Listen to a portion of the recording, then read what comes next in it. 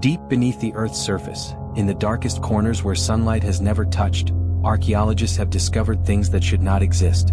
Ancient caves containing technology that predates human civilization. Underground cities carved from solid rock with tools that didn't exist yet. Chambers filled with artifacts that defy every law of history and science.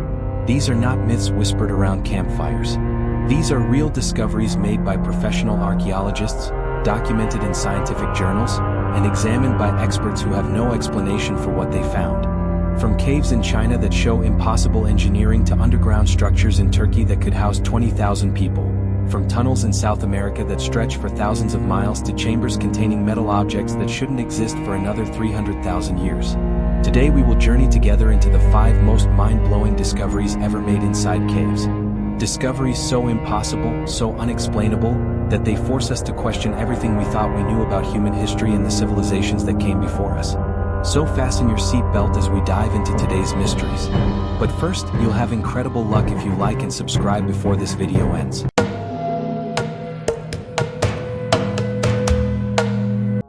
The Longyu Caves, the impossible engineering.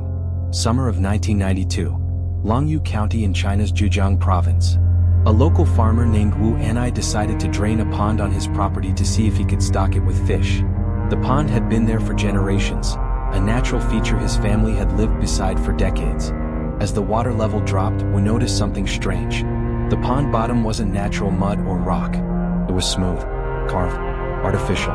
He kept pumping. The water kept draining. And slowly, impossibly, a massive underground chamber began to reveal itself. Word spread through the village.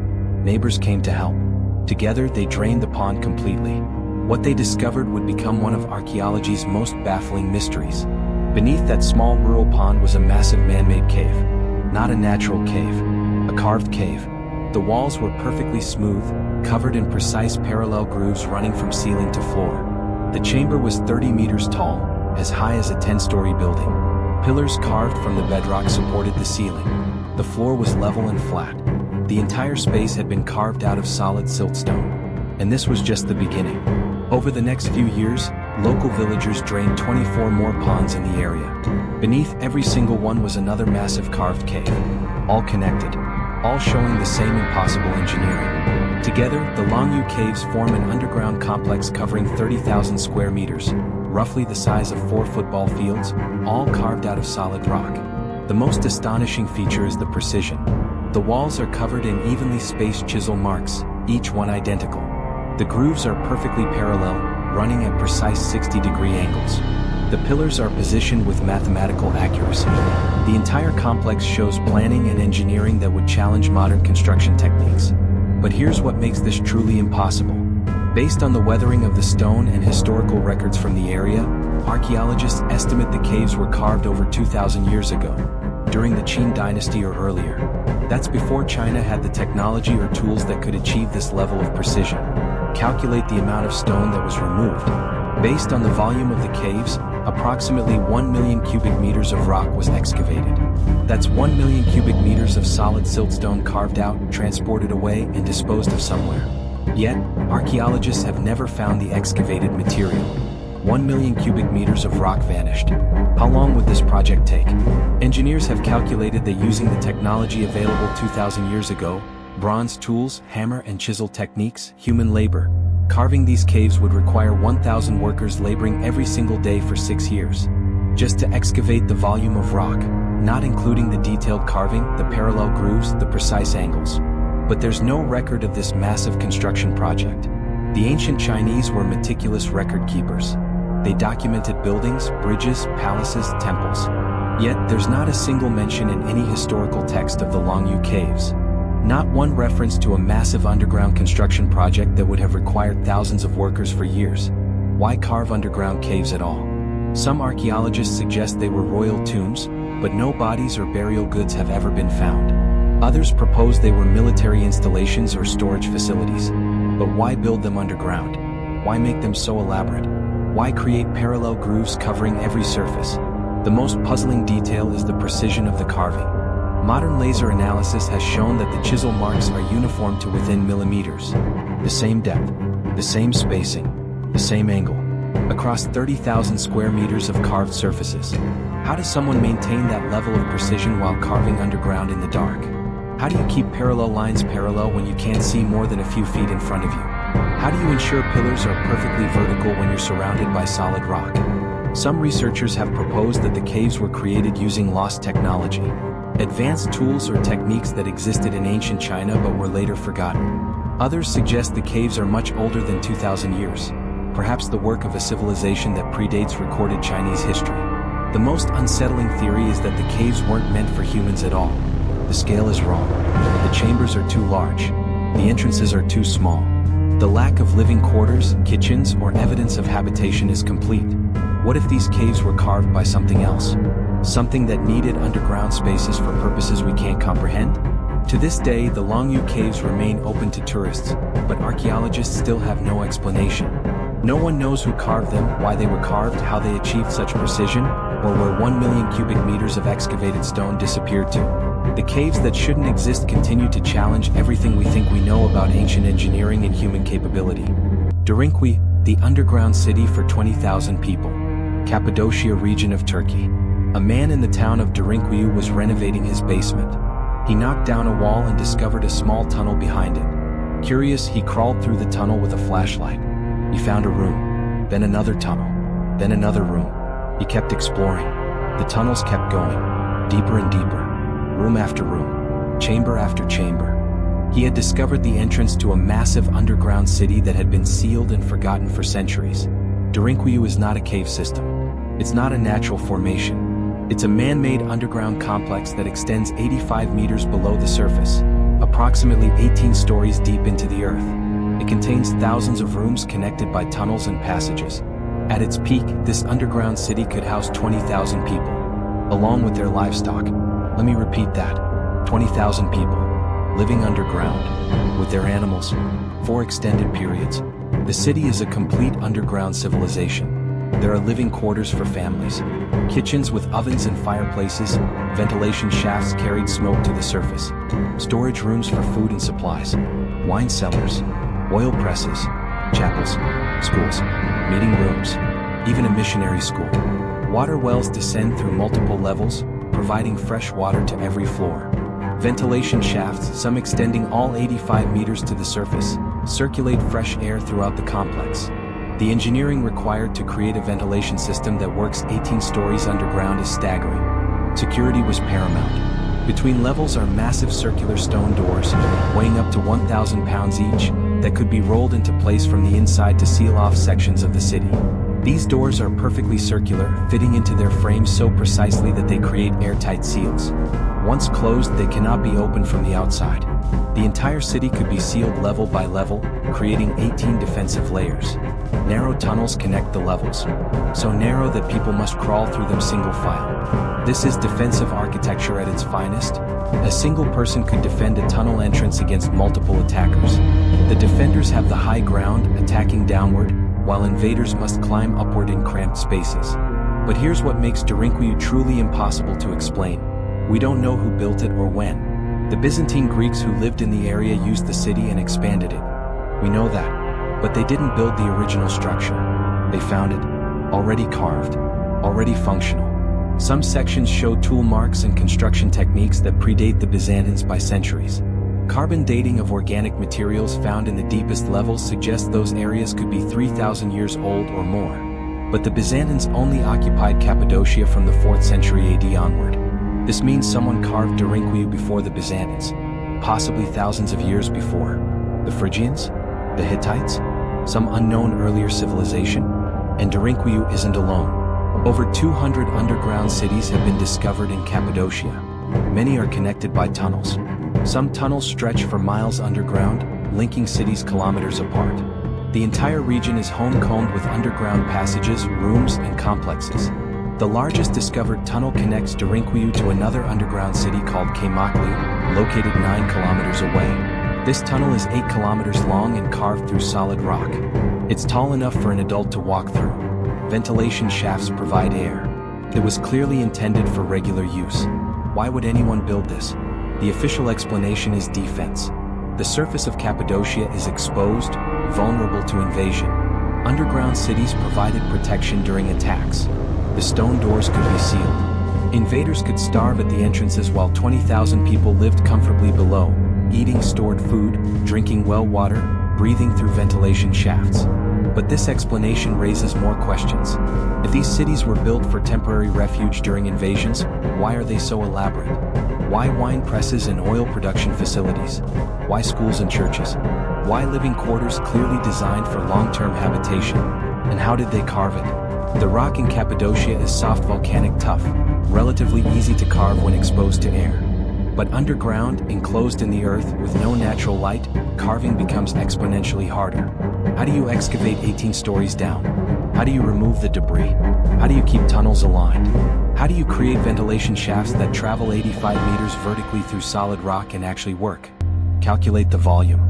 Engineers estimate that Derinkuyu contains approximately 600,000 cubic meters of carved space. That's 600,000 cubic meters of rock that had to be removed, brought to the surface and disposed of. Yet there's no massive pile of excavated rock near Derinkuyu. Where did it go? Some researchers believe the underground cities were built to protect against something from above. Not invaders, something else. Ancient texts from the region speak of people hiding underground from sky fires and falling stars. Were they hiding from meteor impacts, solar events, atmospheric disasters? Others propose a darker theory. What if the cities weren't built by the civilizations we know about? What if they're remnants of an advanced prehistoric culture that lived primarily underground? A civilization that predates recorded history, that carved these cities for reasons we can't comprehend, and then vanished, leaving only their underground structures behind? Derinkuyu is open to tourists today.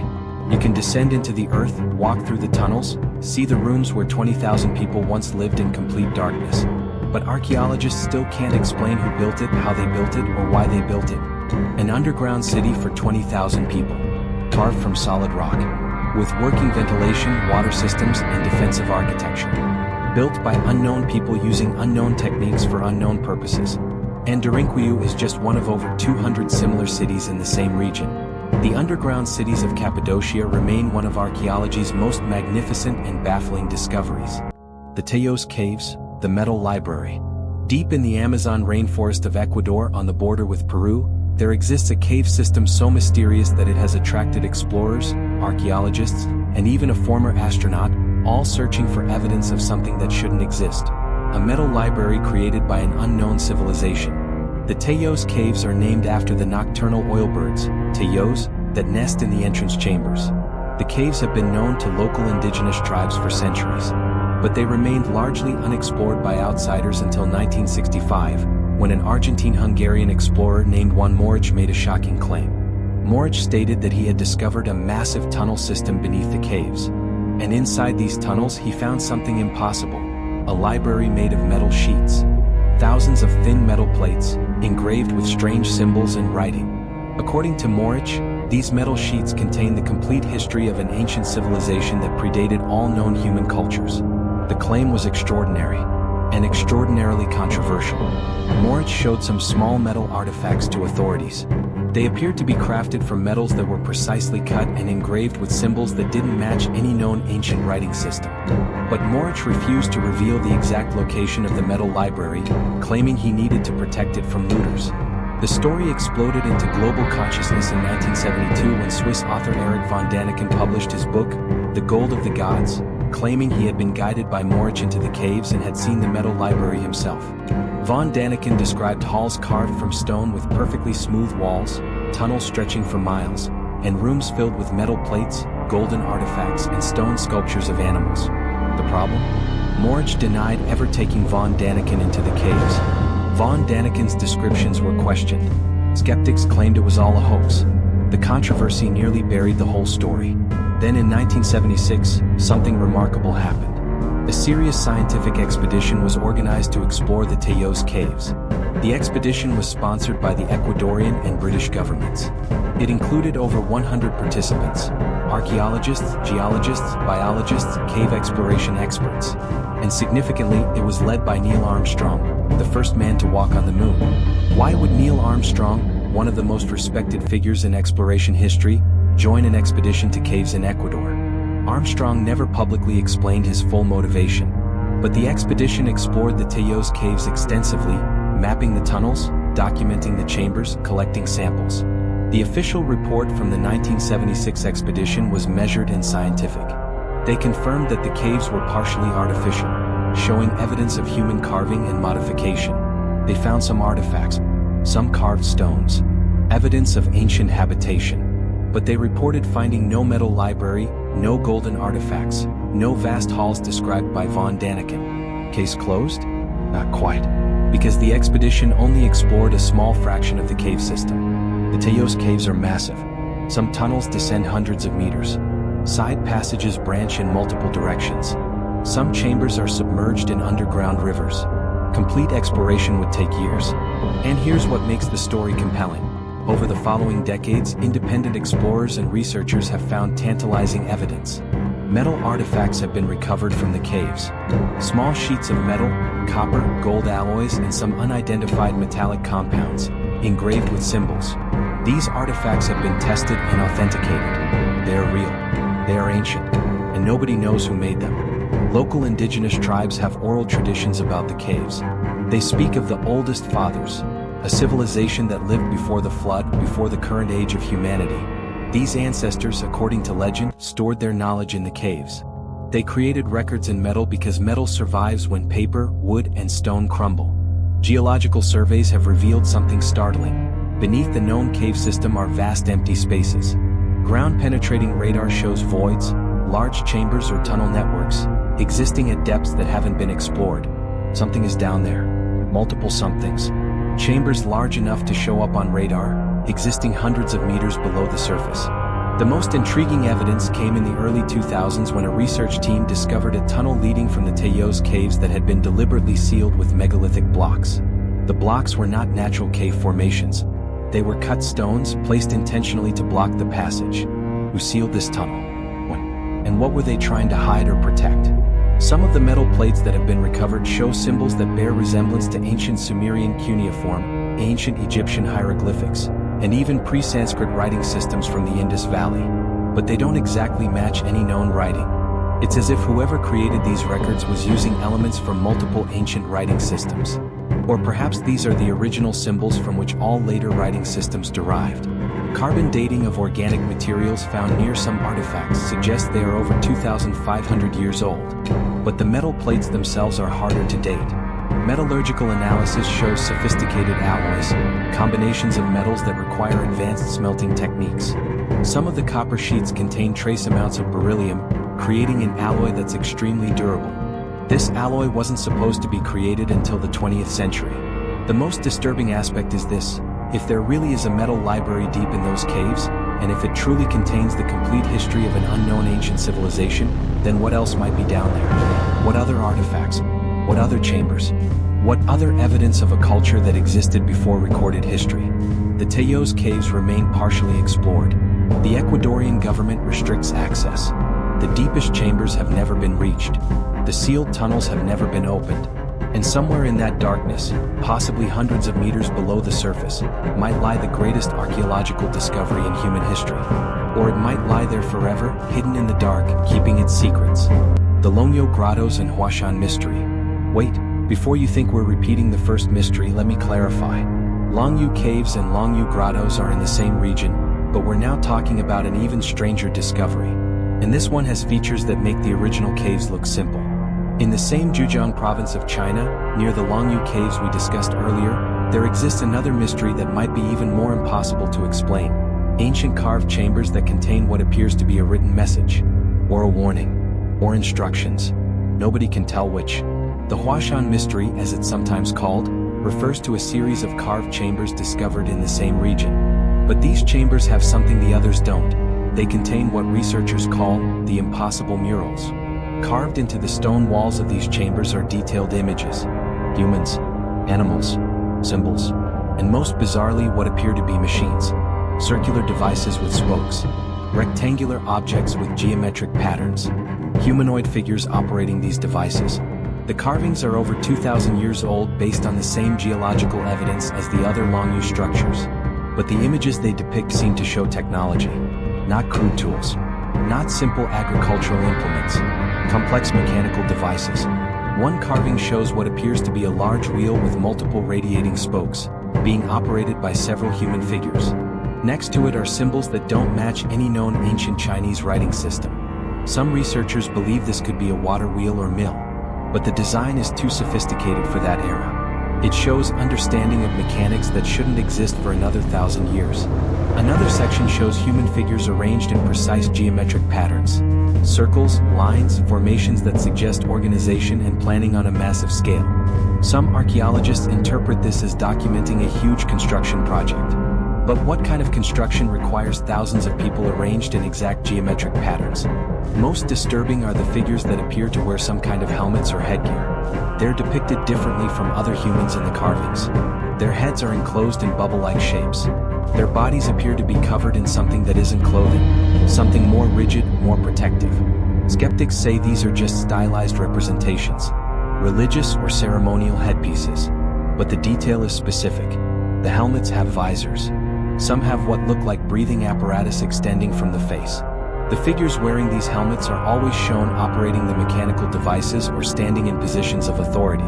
What makes this even stranger is that in 2004, a team of researchers exploring a sealed chamber in one of these grottos found something that shouldn't be there. Metal objects. Not tools. Not weapons. Smooth metal discs, about 30 centimeters in diameter, perfectly circular. The metal was tested. It's an alloy of copper, iron, and something else. A third element that couldn't be identified using standard analysis. These discs are not decorative. They're not jewelry. They show signs of wear as if they were used for some purpose. Some have small holes drilled with precision through the center. Others have notches on the edges, spaced at regular intervals like geared teeth. Carbon dating of organic material found with the discs suggests they're approximately 2,300 years old. That places them in the Qin Dynasty period. But the Qin Dynasty was using bronze and iron for weapons and tools. They weren't creating precision-drilled metal discs with unidentifiable alloy components. Then came the really bizarre discovery. In 2009, archaeologists excavating deeper into the grottos found a chamber that had been deliberately filled in, packed solid with rock and sediment. When they excavated it, they found walls covered in symbols. Not carved like the other chambers. Using a pigment that contained iron oxide and something organic, possibly blood or plant material. The symbols don't match any known writing system. Linguistic experts have analyzed them. They follow patterns consistent with actual writing, repeated symbol groupings, apparent grammar structure, even what might be punctuation marks. But nobody can read them. They're not Chinese. They're not related to any Asian writing system. They don't match any ancient script from anywhere in the world. Why would someone carve these massive underground chambers, create detailed murals showing sophisticated machinery and organized human activity, produce metal objects with unknown alloys, write messages in an unknown language, and then deliberately seal it all underground and abandon it? Some researchers believe these chambers were built by a civilization that existed in China before recorded Chinese history. A culture that had technology and knowledge that was later lost. They left records of their achievements in the only place they thought would survive. Carved into solid rock, hidden underground. Others propose something darker. What if these chambers weren't built as monuments or storage? What if they were warnings? Instructions for survivors of some catastrophic event? The helmet-wearing figures, the machines, the geometric patterns of organized humans? What if these are instructions for rebuilding civilization after collapse? The most unsettling theory comes from examining the layout of all the Longyo area chambers together. When mapped, they form a pattern. The chambers aren't randomly distributed. They're positioned in relation to each other with mathematical precision. Some researchers claim the pattern matches star constellations. Others say it corresponds to ley lines or geomagnetic anomalies. What's undeniable is this. Someone carved these massive chambers, created sophisticated alloy objects, documented their activities in detailed murals in an unknown written language, arranged everything according to a precise pattern, and then disappeared from history so completely that not even legends clearly remember them. The Longyu and Huashan chambers remain one of archaeology's most frustrating mysteries. The evidence is there. The artifacts are real. The carvings are undeniable. But we can't read the message. We don't understand the purpose. And we can't explain how any of it was created with Bronze Age technology. The Burroughs Cave, The Impossible Collection. Southern Illinois, United States. April 1982. Russell Burroughs, a treasure hunter exploring a remote ravine, discovered the entrance to a cave that had been sealed shut with stones. He removed the stones and crawled inside. What he claimed to find inside that cave would become one of the most controversial archaeological discoveries in American history. If true, it rewrites everything we know about who came to America, when they came, and what civilizations existed on this continent before Columbus.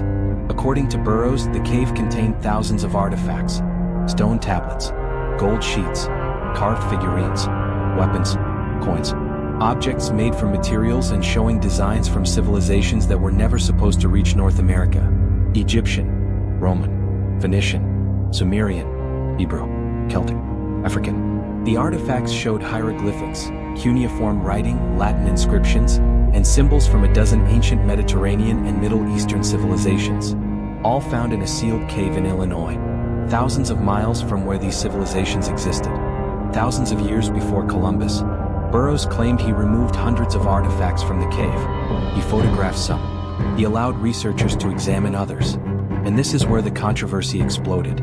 Because if the artifacts are real, they prove that ancient civilizations from the Old World reached America millennia before Vikings, before Columbus, before any accepted historical contact.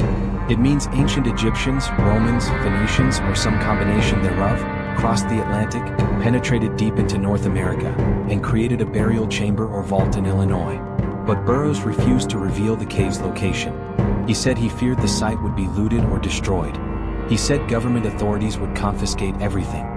He insisted he was protecting the discovery until he could properly document it. This refusal to reveal the location turned most archaeologists against him. They claimed it was all a hoax, that Burroughs had created or purchased fake artifacts and invented the cave story.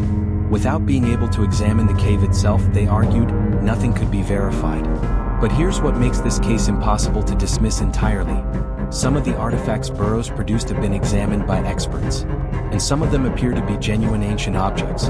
Metal analysis of gold sheets showed alloy compositions consistent with ancient Mediterranean gold working. Stone tablets showed weathering patterns suggesting significant age.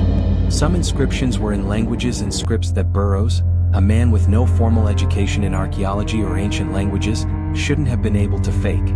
One artifact in particular baffled researchers: a stone with Egyptian hieroglyphics on one side and what appeared to be Phoenician script on the other. The hieroglyphics were grammatically correct, proper Egyptian grammar and vocabulary. The Phoenician text was also linguistically accurate. Creating a convincing fake would require expert knowledge of both dead languages. Burroughs insisted he didn't have that knowledge.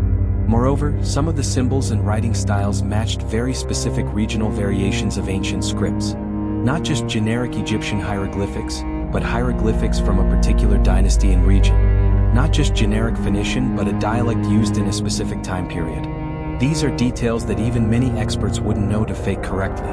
Then there's the content of the inscriptions. Some tablets contain astronomical information, positions of stars and constellations, that only make sense for specific latitudes. When researchers calculated the latitude, it matched the location in southern Illinois where Burroughs claimed the cave existed. In the 1990s, a researcher named Dr. Barry Fell, an expert in ancient writing systems, examined some of the Burroughs cave artifacts. Fell was controversial himself.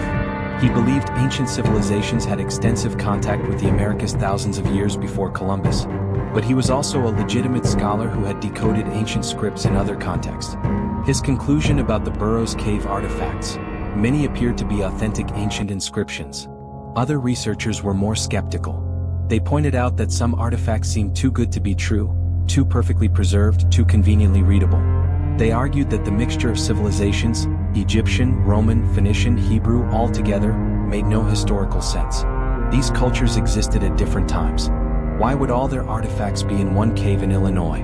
Burroughs' defenders proposed an explanation. What if the cave wasn't created by any one of these civilizations? What if it was a repository? A collection point where ancient explorers from multiple civilizations deposited records, artifacts, or offerings during voyages to America over many centuries? What if multiple waves of ancient travelers reached North America, and this cave was a sacred site where they left evidence of their journeys? This would explain the mixture of cultures and time periods.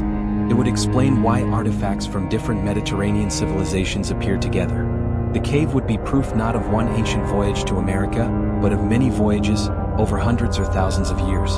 But without access to the cave itself, none of this can be proven. Burroughs died in 2013 without revealing the location.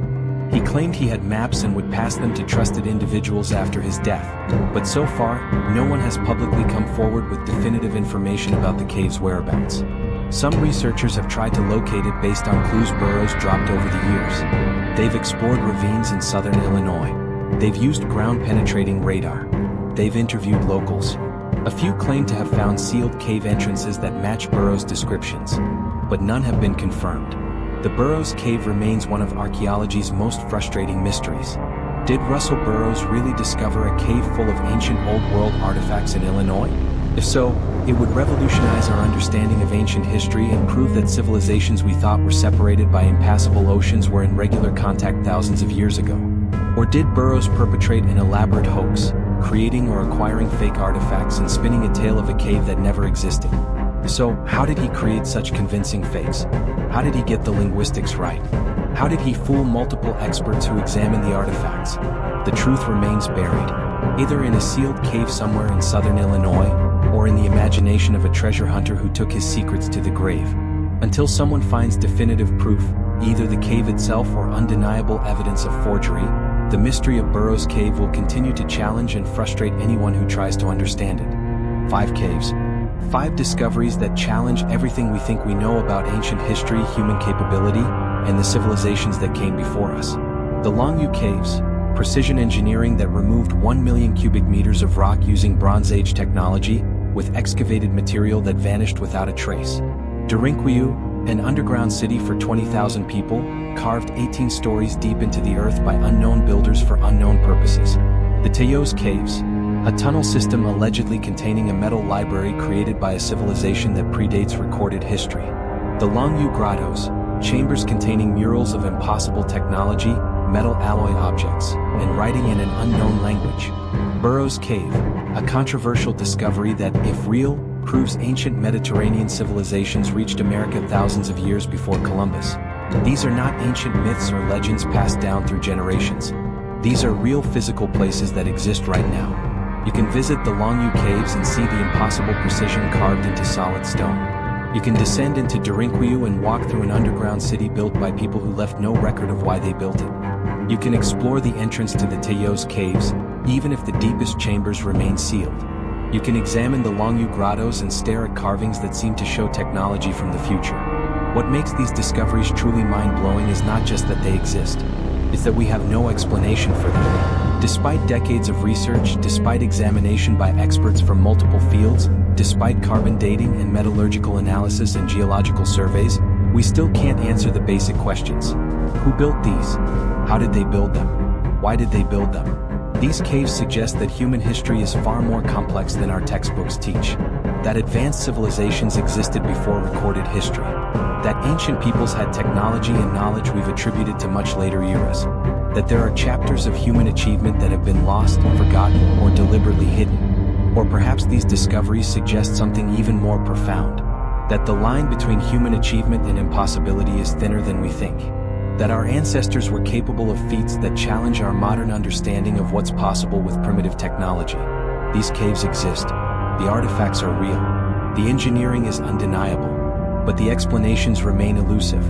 And somewhere, deep underground, sealed away from sunlight and scrutiny, there might be more caves, more chambers, more artifacts, more evidence of things that shouldn't exist but do. Thank you for watching until the end of the video. If you found these cave mysteries fascinating, let us know your thoughts in the comments below. Which discovery shocked you the most? Do you believe in lost ancient civilizations? Have you ever explored caves yourself? Don't forget to subscribe to the channel and turn on notifications so you won't miss any of our upcoming journeys into the unexplained. See you in the next video.